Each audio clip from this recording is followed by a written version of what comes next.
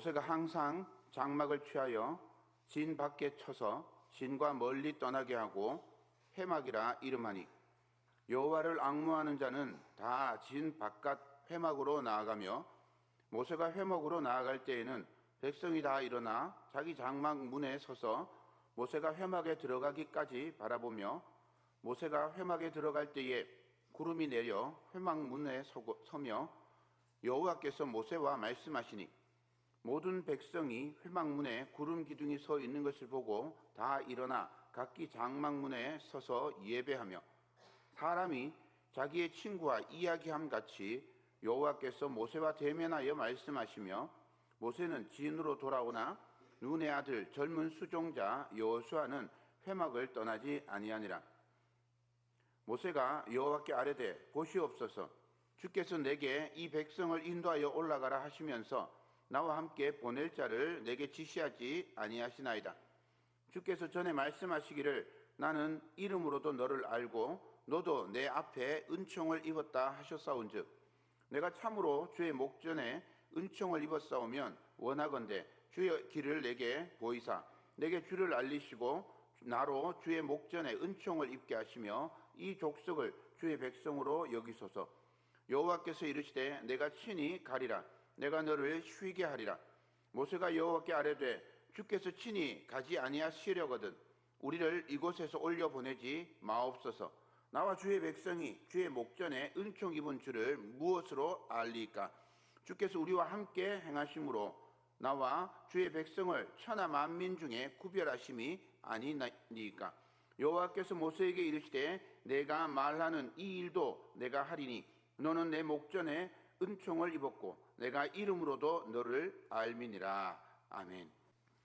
주님의 은총이 함께하기를 축원합니다.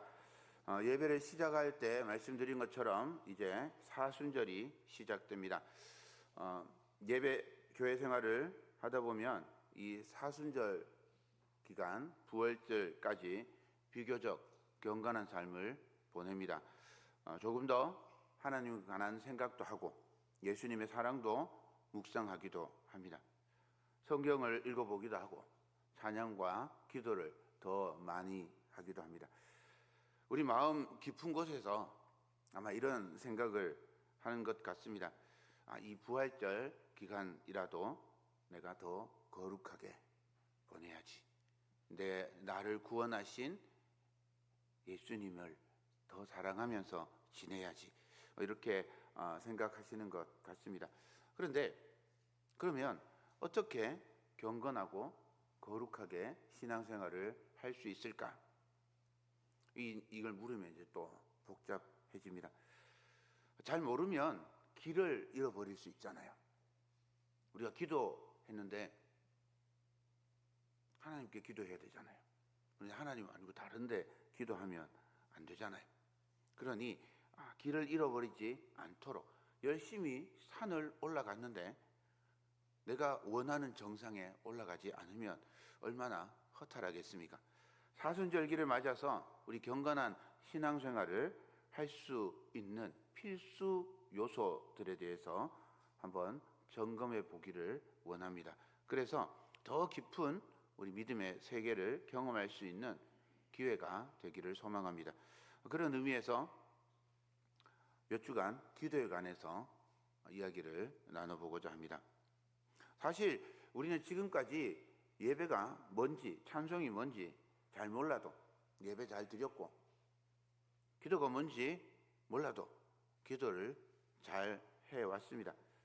그래서 사실 그렇게 깊이 몰라도 크게 문제가 없어요.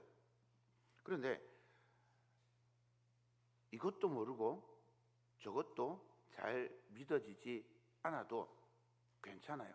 한 가지만 명확하게 알고 있으면 됩니다. 뭐죠? 우리는 예수 믿어서 구원받습니다. 예수께서 우리를 구원해 주시고 하나님의 자녀로 삼아 주셨습니다. 이것만 믿으면 괜찮아요.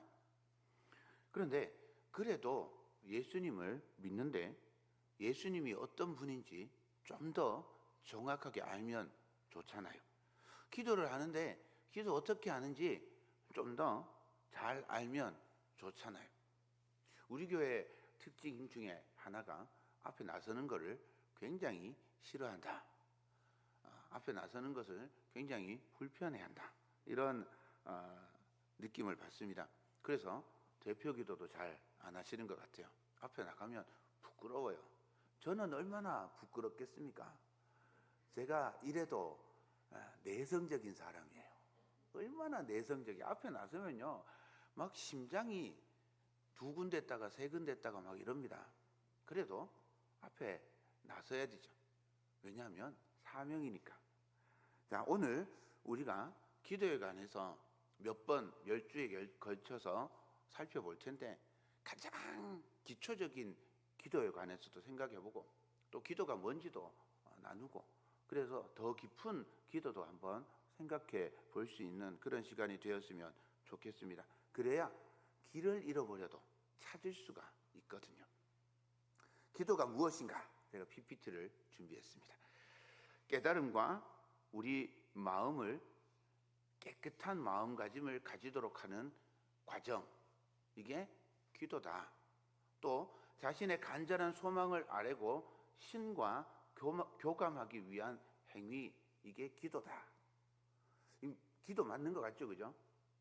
아닌가요? 근데 요게 저 위에 거 있잖아요. 깨달음과 우리 마음을 깨끗한, 제 글자도 틀렸네요. 마음을 깨끗한 마음가짐을 가지는 과정이, 글자도 틀렸는데 요거 불교에서 얘기하는 기도입니다. 몰랐죠? 밑에 자신의 간절한 소망을 아뢰고 신과 교감하기 위한 행위, 요건 무당들이 하는 기도입니다. 무당들이 정의해 놓은 기도예요. 우리는 아무 생각 없이 아멘 했는데 하고 나서 보니까 저도 놀랐어요. 무당들이 정의해 놓은 기도하고 우리가 생각하는 기도랑 너무 비슷한 거예요. 그렇지 않습니까? 불교에서 이야기하는 기도랑 우리가 얘기하는 기도랑 너무 비슷한 거예요. 한자에서 또 기도가 나옵니다. 보십시오. 이게 기자입니다. 기자. 이 한자의 기자인데 이거 반 딱 가르면 왼쪽에는 보일 시자. 보일 시자는 마치 제단을 이렇게 쌓아 놓은 것 같아요. 그래서 제단에다가 이렇게 재물을 얹어 놓은 모습 같아요. 마치 아브라함이 여호와 이레에서 양을 제물로 올려놓는 그런 모습 같습니다. 밑에 오른쪽에 있는 건 도끼 근자예요. 도끼 근자는 두 가지로 생각할 수 있는데, 하나는 이 재물을 도끼로 잡는다, 뭐 이런 의미도 있고, 다른 하나는 기도할 때 이렇게 기도하잖아요. 요게 도끼 대가리 같이 생겼어요. 그렇죠? 도끼 대가리처럼 생겨서 이 보일 시자와 도끼 근자를 합쳐서 빌 기자를 만들었어요. 도자는 뭘까요? 도자를 넘겨주세요. 자, 요게 도자입니다. 보일 시자는 똑같죠? 그 오른쪽에 있는 요 복잡한 한자, 요거는 목숨 숫자입니다. 장수하세요 할 때 숫자, 요게 목숨 숫자 요겁니다. 노인이 이렇게 팔을 벌리고 이렇게 산다 이래가지고 목숨 숫자를 이렇게 표현해 놓은 거예요. 그래서 요건 무슨 뜻인가 하면, 도자는 목숨을 걸고 목숨을 바쳐서 기도한다, 이런 의미가 여기 담겨 있습니다. 그러니까 기도라고 하는 말은요, 기도하는 말은 신과 내 사이에 재물을 놓고 기도하는 것, 바라는 것, 그리고 내 목숨을 걸고 아뢰는 것, 이런 의미들을 담아서 기도라고. 이제 이건 거의 다 우리나라 전통의 이야기들입니다. 그럼 기독교에서 이야기하는 기도는 뭘까요? 기독교에서 이야기하는 기도는 첫 번째 하나님과 소통하는 거예요. 하나님과 소통하는 겁니다. 그 다음에 하나님을 아는 지식, 믿음을 가지고 하나님과 소통하는 거라고 할 수 있어요. 다른 말로 하면 하나님과 듣고 말하는 대화의 과정이 기도예요. 하나님의 뜻을 알고 따르고 또 하나님의 마음을 우리 마음을 하나님께 알리는 과정을 기도라고 그렇게 표현할 수 있습니다. 다른 여러 가지 정의들이 있을 수 있지만 제가 성경을 이렇게 저렇게 찾아보면서 기도에서 가장 핵심적인 게 무엇이냐? 하나님과 소통하는 방법이라고 깨달았습니다. 기도가 하나님과 소통, 대화하는 거라면, 그리고 말하기와 듣기가 함께 있는 거라면 우리 기도를 한번 생각해 볼 필요가 있습니다. 우리의 기도는 사실 듣기보다는 말하기에 치중되어 있습니다. 제 기도의 모습을 생각해 봐도 마찬가지입니다. 듣기보다 말하기에 치중되어 있죠. 그래서 자칫 기도가 우리 소망을 아뢰는 시간으로 오해하기 쉽습니다. 마태복음 7장 7절과 8절입니다. 구하라 그리하면 너희에게 주실 것이요 찾으라 그리하면 찾아낼 것이요 문을 두드리라 그리하면 너희에게 열릴 것이니 구하는 이마다 받을 것이요 찾는 이는 찾아낼 것이요 두드리는 이에게는 열릴 것이니라. 예레미야 33장 3절입니다. 너는 내게 부르짖으라 내가 내게 응답하겠고 내가 알지 못하는 크고 은밀한 일을 내게 보이리라. 성경은 우리에게 이 외에도 구하면 응답하시는 하나님에 대해서 아주 많이 가르쳐주고 있습니다. 동시에 하나님의 음성을 듣기도 가르쳐주고 계시는데 듣기는 더디하고 말하기는 빨리하는 우리의 모습을 발견하게 됩니다. 그래서 어떤 때는 하나님을 우리 자판기나 요즘 식당에 가면 새롭게 등장한 키오스크 들어보셨나요? 키오스크. 식당에 가니까 이만한 모니터가 하나 있어요. 그리고 주문을 안 받아요. 그럼 어떻게 해요? 주문을 안 하고 그냥 가만히 기다리고 있는 거예요. 어르신들은. 그리고는 화내고 집에 갑니다. 네. 그 키오스크 이렇게 누르면 거기서 주문하고 결제까지 다 끝나는데 그걸 모르니까 그냥 가만히 있는 거죠. 그런데 우리가 하나님을 이렇게 키오스크나 자판기처럼 생각할 때가 있어요. 좀 더 나쁘게, 기분 나쁘게 표현하면 우리가 하나님을 우리 욕망을 버리는 쓰레기통으로 생각할 때도 있다는 거죠.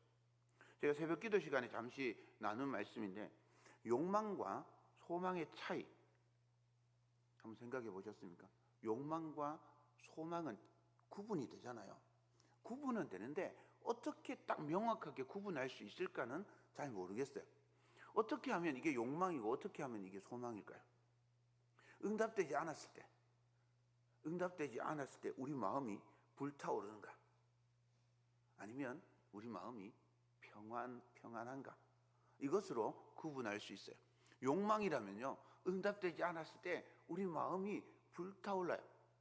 우리 마음이 견딜 수 없어요. 내가 이렇게 하나님께 간절히 기도했는데 아니 왜 하나님 응답 안 해주십니까? 그러면서 막 속에서 열불이 올라오죠. 이건 욕망이에요. 소망은 하나님께서 응답하지 않으셨어요. 내 마음하고 다르니까 불편한 마음이 있죠. 그렇지만 소망은요, 하나님께서 나에게 원하는 다른 뜻이 있으시구나. 그러면 하나님이 원하는 다른 계획, 다른 뜻이 무엇일까를 다시 기도할 수 있는 거예요. 그게 소망입니다. 물론 다르게 구분하실 수도 있을 겁니다.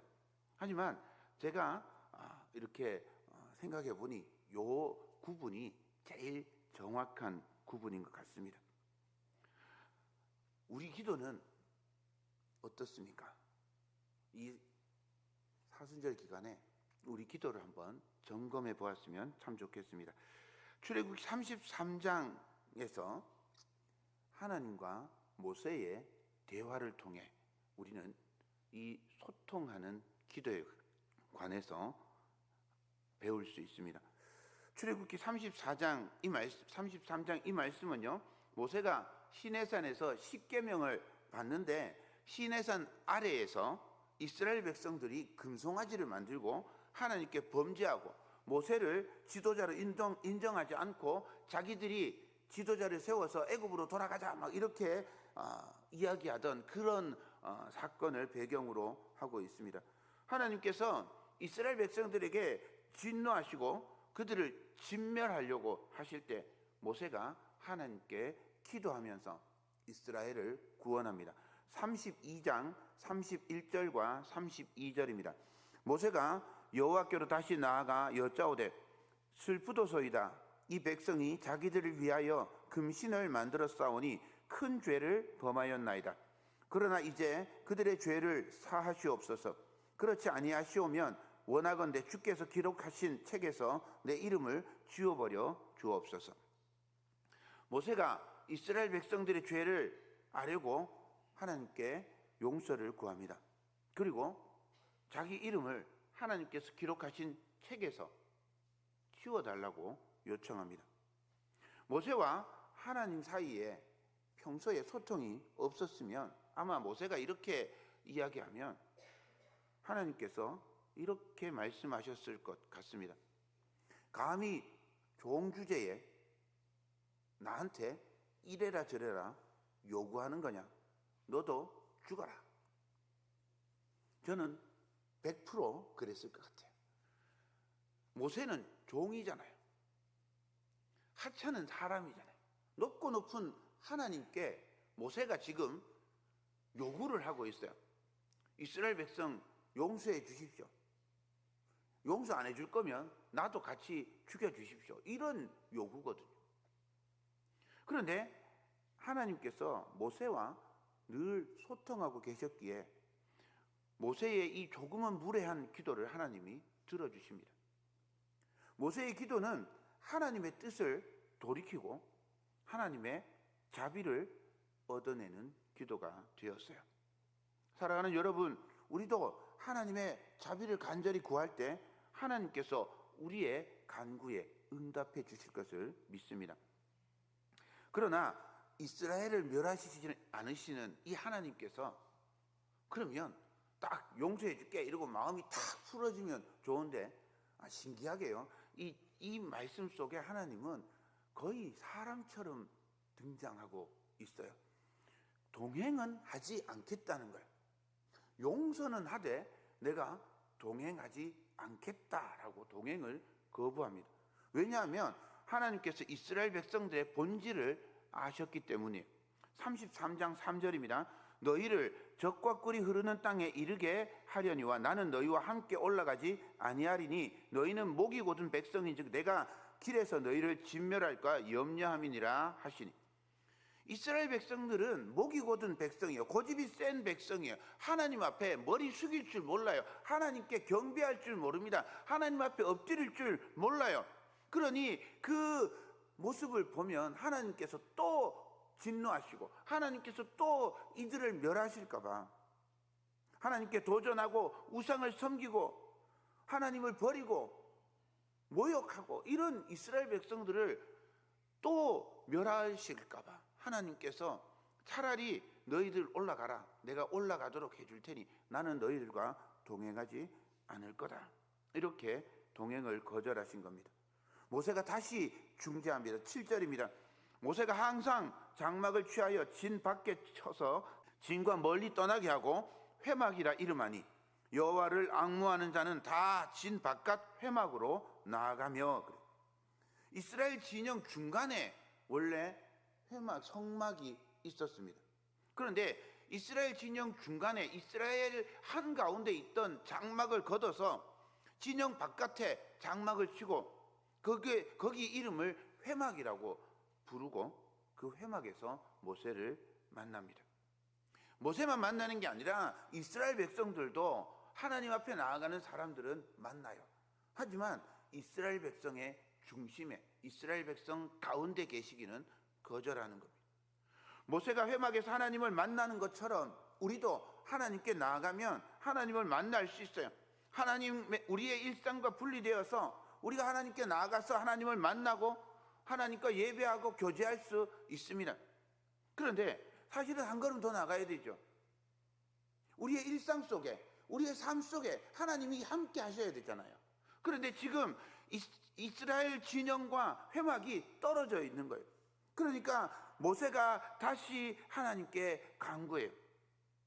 모세가 이스라엘 백성들의 죄라는 주제를 가지고 하나님의 말씀을 듣고 간구하고, 또 하나님께서 모세의 간구를 듣고 또 하나님께서 모세의 말에 응답해 주시는 이 과정이 소통의 과정입니다.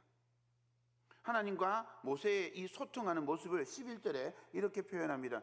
사람이 자기의 친구와 이야기함 같이 여호와께서 모세와 대면하여 말씀하시며, 모세는 지인으로 돌아오나 눈의 아들 젊은 수종자 여호수아는 회막을 떠나지 아니하니라. 하나님께서 모세와 친구처럼 이야기하셨답니다. 친구처럼 이야기한다는 게 무슨 말일까요? 대면하여 말씀하신다 그러는데 어떻게 대면하면서 말씀하셨을까요? 저는 혼자 상상해 봅니다. 성경 말씀은요, 읽을 때 여러분들 상상을 많이 하셔야 돼요. 성경 말씀을 읽을 때 그냥 글자 그대로 그냥 쭉 읽어 나가면요, 은혜가 안 돼요. 성경 말씀을 읽을 때는 계속 상상해 봐야 돼요. 이것도 상상해 봅니다. 얼굴과 얼굴을 맞대고 볼 때 어떻게 하는 걸까? 연인처럼. 감히 하나님께? 아닙니다. 연인처럼 마주보고 얼굴과 얼굴을 맞대듯이 그렇게 친밀하게 하나님께 기도하고 하나님과 소통하는 것. 그래서 이것을 다른 말로 하면 경청이라고 표현할 수 있습니다. 경청의 경자는 기울 경자거든요. 몸을 이렇게 기울여서 듣는 거예요. 하나님의 말씀을, 하나님 앞에 내 몸을 기울여서 하나님께 가까이 다가가서 하나님의 말씀을 듣는 겁니다. 이사야 55장 3절입니다. 너희는 귀를 기울이고 내게로 나와 들으라. 그리하면 너희의 영혼이 살리라. 내가 너희를 위하여 영원한 언약을 맺으리니 곧 다윗에게 허락한 확실한 은혜이니라. 하나님의 말씀을 경청하면 우리 영혼이 살아나는 은혜를 잊게 될 것입니다. 모세는 하나님의 말씀을 경청했어요. 친구처럼 이야기한다는 건 하나님께서 성도가 기도할 때 또한 하나님께서도 들으시고 경청하신다라고 하는 말씀입니다. 우리가 하나님의 말씀을 경청하듯이 하나님께서도 우리 기도를 경청하신다라고 하는 말이에요. 잘 들어야 합니다. 제대로 듣지 못하면 큰일 나죠.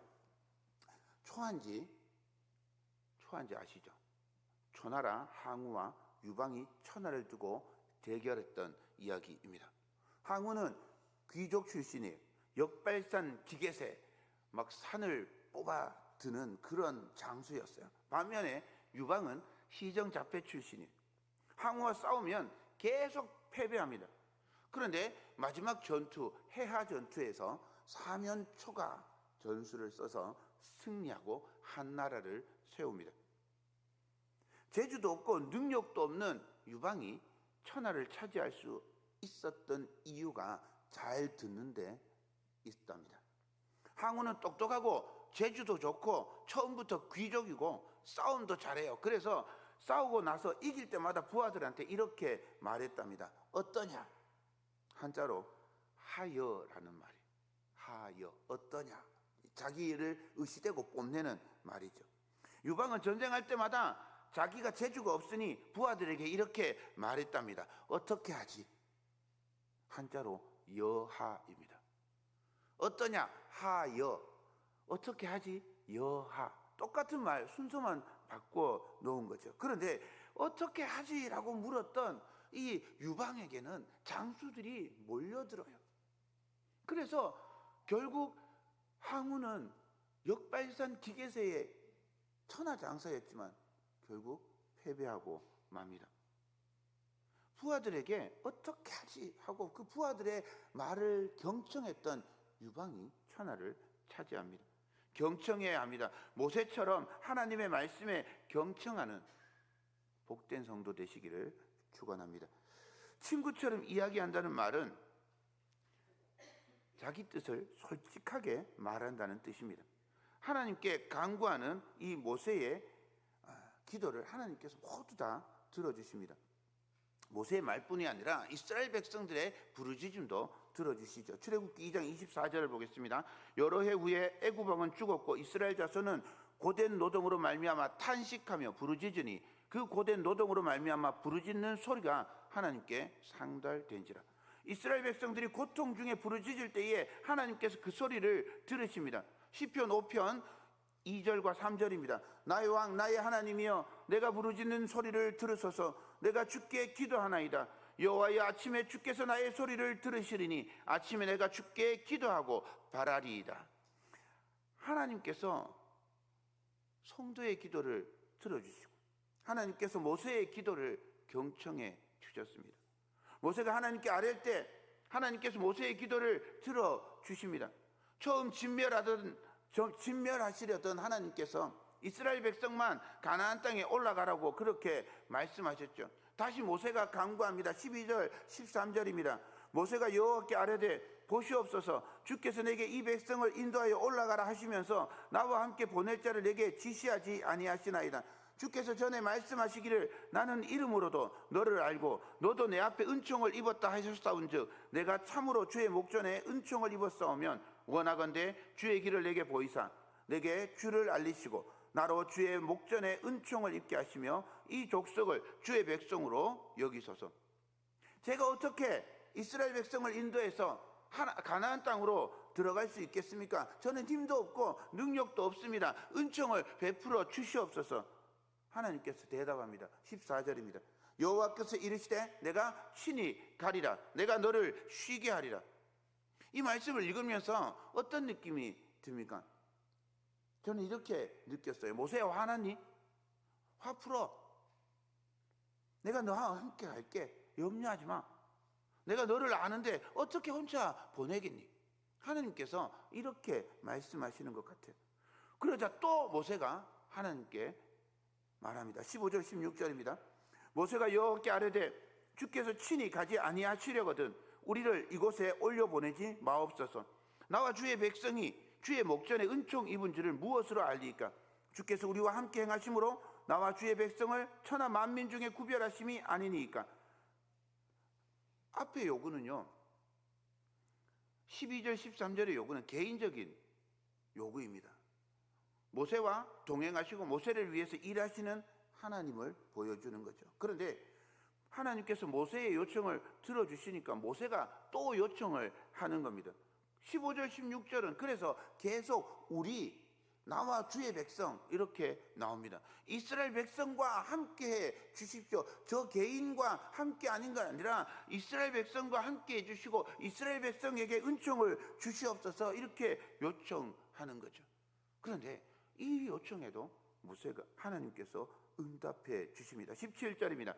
여호와께서 모세에게 이르시되 내가 말하는 이 일도 내가 하리니 너는 내 목전에 은총을 입었고 내가 이름으로도 너를 알미니라. 이 말을 저는 이렇게 상상했어요. 알았어. 내가 졌다. 네가 원하는 대로 내가 다 해줄게. 네 요청하는 거 내가 다 들어줄게. 하나님께서 모세와 친구처럼 대화하고 있는 겁니다. 모세가 하나님을 알았고 모세도 하나님을 알기 때문입니다. 누가복음 12장 7절입니다. 너희에게는 심지어 머리털까지도 다 세신 바 되었나니 두려워하지 말라. 너희는 많은 참새보다 더 귀하니라. 머리털 하나까지도 다 세고 계신 주님께서 우리의 모든 상황과 우리의 모든 것들을 다 아시고 응답해 주실 것을 믿습니다. 예수님께서도 우리를 아신다고 말씀하셨어요. 요한복음 10장 14절 15절입니다. 나는 선한 목자라.